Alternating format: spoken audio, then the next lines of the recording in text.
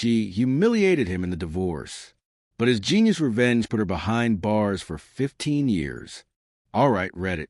I never thought I'd be the guy writing one of these posts. But here I am. My name's James, and up until a year ago, I thought I had a pretty great life.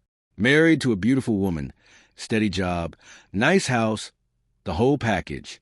You know the saying, if it looks too good to be true, it probably is. Yeah, I should have seen it coming. Rebecca and I had been together for 9 years, married for 5. She was charming, smart, and had this way of making people feel like they were the center of her world.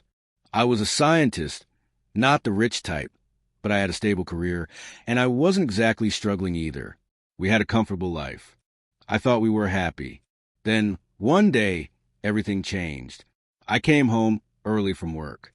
No particular reason, just a lucky break in my schedule. Pulled into the driveway. Saw a car I didn't recognize parked outside. A sleek black Mercedes. My stomach did this weird twist, but I shook it off. Maybe it was a friend's? Maybe Rebecca's sister was visiting? I stepped inside, and that's when I heard it. Laughter. Not just Rebecca's laugh. Another man's. Deep, confident, too comfortable in my house. My brain started racing. I walked toward the living room, and that's when I saw them. Rebecca on the couch, practically draped over a guy in a designer suit. Glass of wine in her hand, looking cozy as hell. The guy? Richard Sterling. If you've heard the name, you know he's a big deal in real estate, rich, arrogant, and apparently sleeping with my wife. I must have made some kind of noise because Rebecca turned her head and saw me. And you know what she did? She laughed. Not a nervous laugh. Not an, oh no, I got caught laugh. A full-on, amused chuckle. Like I was some idiot interrupting her moment.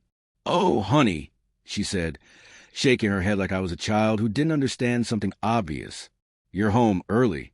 Richard, the smug bastard, just sat there, sipping his drink, not even bothering to act guilty. I stood there frozen, my heart pounding, my hand shaking. What is this? I finally managed to get out. Rebecca sighed like I was exhausting her. James, don't be dramatic. I was going to talk to you about this soon. Talk to me about what? The fact that she was cheating on me in our house? That she had the nerve to laugh in my face while doing it? I looked at Richard, who gave me this condescending little smirk. You should leave, he said smoothly. Rebecca and I were in the middle of something. That's when something in me snapped. This was my home, my marriage, my life, and they were treating me like I was nothing. But I didn't explode. I didn't yell. I didn't throw a punch, even though every part of me wanted to. Instead, I took a deep breath, nodded slowly, and said, okay. Rebecca tilted her head, a little confused by how calm I was. Okay, she repeated. Yeah, I said. You want him? Fine. You can have him. Then I turned around and walked out, not because I was giving up, but because I had just decided something. I wasn't going to cry. I wasn't going to beg. I wasn't going to be the pathetic, heartbroken husband she expected me to be. No, I was going to do something much, much better. I was going to destroy them both. Walking out of that house was probably the hardest thing I'd ever done. Every instinct in me was screaming to turn around, to throw that smug bastard out of my home, to demand answers from Rebecca, to make her see what she was throwing away. But I didn't, because I knew in that moment, rage wasn't going to win me anything. I got in my car and just drove. Not home, because that wasn't home anymore. Instead, I parked at some random gas station and just sat there, gripping the wheel so hard my knuckles turned white. My mind was racing. I could feel the anger, the betrayal, the humiliation boiling inside me. But under all of that, there was something else. Cold, calculated clarity. Rebecca had laughed at me. Laughed. That moment stuck in my head like a knife. She thought I was weak. She thought I was pathetic. And Richard? He barely acknowledged me, like I was just some minor inconvenience he had to shoo away. They thought they'd won. And that's when I knew exactly what I had to do. The next few weeks were a game of pretending. I didn't go nuclear.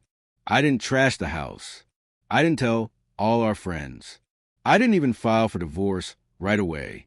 Instead, I played the sad, heartbroken husband. Rebecca moved in with Richard almost immediately. I didn't fight it, didn't argue. When she texted me some weak apology about how she didn't mean for it to happen this way, I just replied, I understand. I let her think I was too heartbroken to think straight. She even had the nerve to call me one night, tipsy, saying she hoped we could still be friends, that she still cared about me and wanted me to be happy. I bit my tongue so hard I almost tasted blood, but I kept my voice steady. Of course, Rebecca, I just want you to be happy too. She bought it. She had no idea that while she was settling into her new life with Richard, I was already setting things in motion. Now, the thing about Richard Sterling is that he wasn't just some random rich guy. His whole empire was built on real estate, buying, flipping, selling properties at ridiculous markups. He had dozens of LLCs, tax loopholes, and a team of lawyers making sure he looked squeaky clean. But I knew better. See, I'm a scientist. I deal with details. I analyze. And once I started looking, I saw the cracks in Richard's empire. Fraud, lots of it. Fake shell companies, property flipping scams, money laundering through overseas accounts. The works. I spent every free moment digging, connecting dots, tracking transactions. It took weeks, but piece by piece, I built a picture of just how dirty Richard's business really was. And Rebecca? She had no idea she was about to go down with him. Because here's the kicker. Once she moved in with Richard, he put a bunch of properties in her name, probably to keep his own hands clean, maybe as a twisted way of showing he trusted her. What she didn't know was that those properties, they were part of his shadiest deals. So while Rebecca was busy living it up in luxury, thinking she had traded up from her boring scientist husband, she was unknowingly becoming the legal owner of fraud-ridden assets. And me? I was just waiting for the perfect moment to drop the hammer. The beauty of revenge isn't in the explosion. It's in the build-up, the slow, careful stacking of dominoes, until just one little push sends everything crashing down. And that's exactly what I was doing. Rebecca and Richard were living their best lives. I saw it all over social media. Vacations, fancy dinners, yacht parties. Rebecca, who once told me she didn't care about money, was now draped in designer brands, smiling next to Richard like she'd won the lottery. It was disgusting, but also perfect, because while she was busy playing house with Richard, I was making sure that when things went south, she would be right in the blast zone. Step 1, gathering proof. I kept digging into Richard's business. It wasn't easy. He was smart, had good lawyers, covered his tracks well, but no one is perfect. I started piecing together where the fraud was happening. Money moving between fake companies, illegal property flips, tax evasion.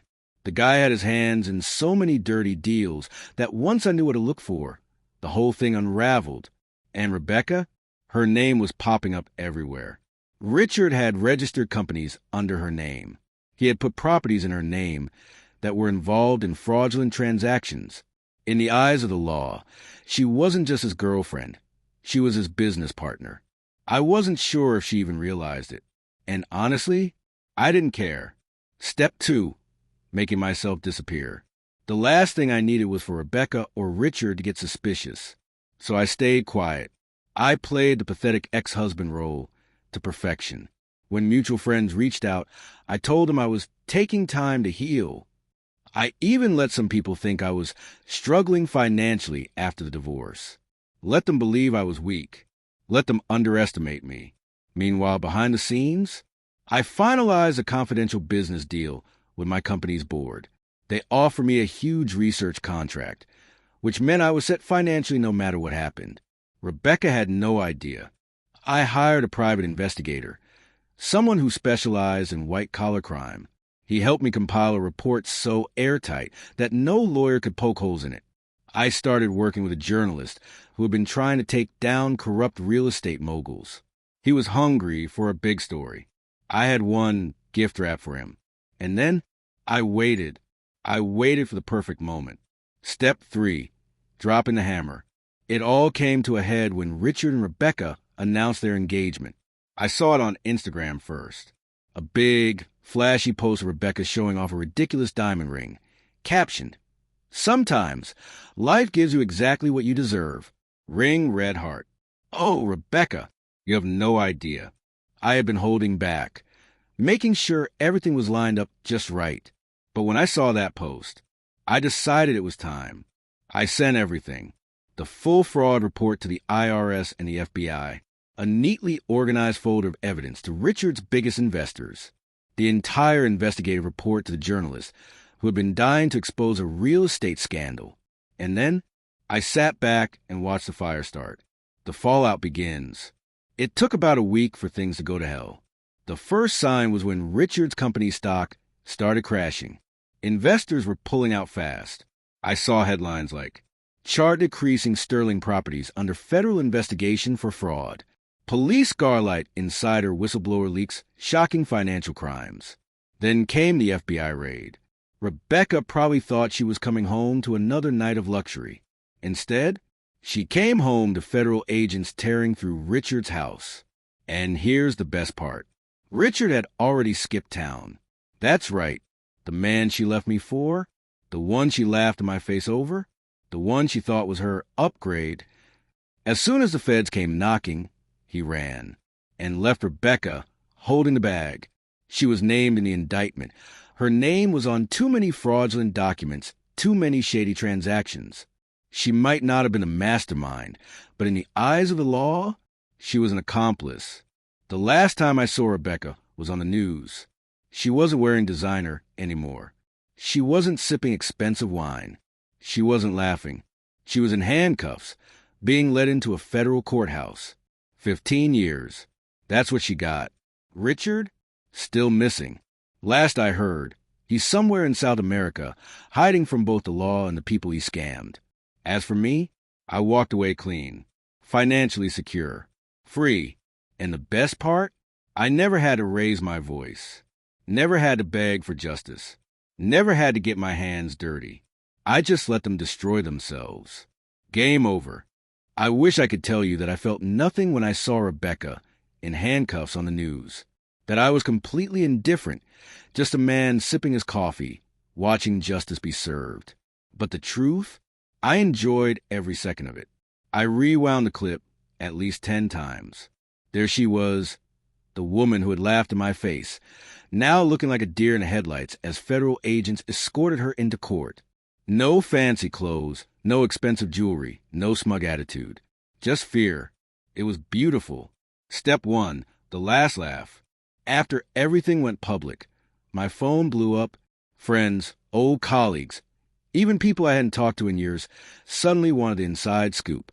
"Did you hear what happened to Rebecca? Bro, wasn't she with that real estate guy? He's a fugitive now. Man, I can't believe this. Are you okay?" Oh, I was more than okay. But I played it cool, just shrugged and said, "Yeah, crazy how things turn out."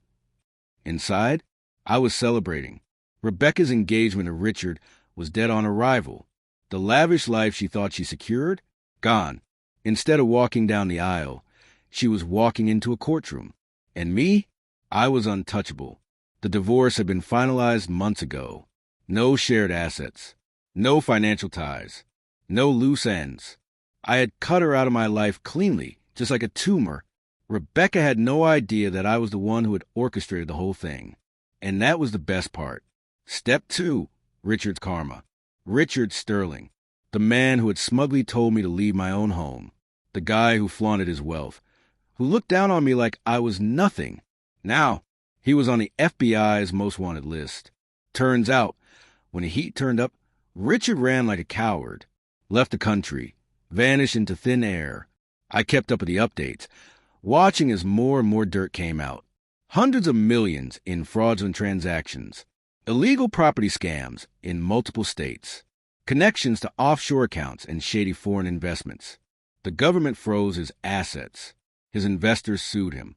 His so-called friends turned on him to save themselves. As for Rebecca, she tried to claim ignorance, tried to tell the court she had no idea what Richard was doing. But the evidence? It was overwhelming. Her name was on too many fraudulent documents. Her signature was on illegal property deals. The feds didn't care if she was Richard's clueless fiancée or a full-blown partner in crime. She was going down. Step 3, closure and a little extra fun. The final cherry on top, Rebecca tried to call me. Yeah, after everything. After cheating, humiliating me, choosing Richard over me, she actually had the audacity to reach out. She left me a voicemail. Her voice was shaky, desperate. James, I don't know if you'll ever listen to this, but I need to talk to you. Please, you're the only person I have left. Everyone else, they've abandoned me. I made a mistake. I see that now. I don't know what to do. I listened to it twice. Then, I deleted it. No response. No sympathy. She had made her choices. Now she could live with them. Step 4, moving on for real this time. After everything, I realized something important. Revenge is satisfying. But freedom? That's priceless. I moved to a new city, started fresh, got back into my work, traveled, reconnected with people who actually cared about me. For the first time in years, I felt light. No more Rebecca. No more betrayal. No more anger eating away at me. Just me, finally living my life. And as for Richard and Rebecca, they were just a story from my past. A reminder that sometimes the best revenge isn't just about destroying your enemies. It's about winning. And I did. Game over.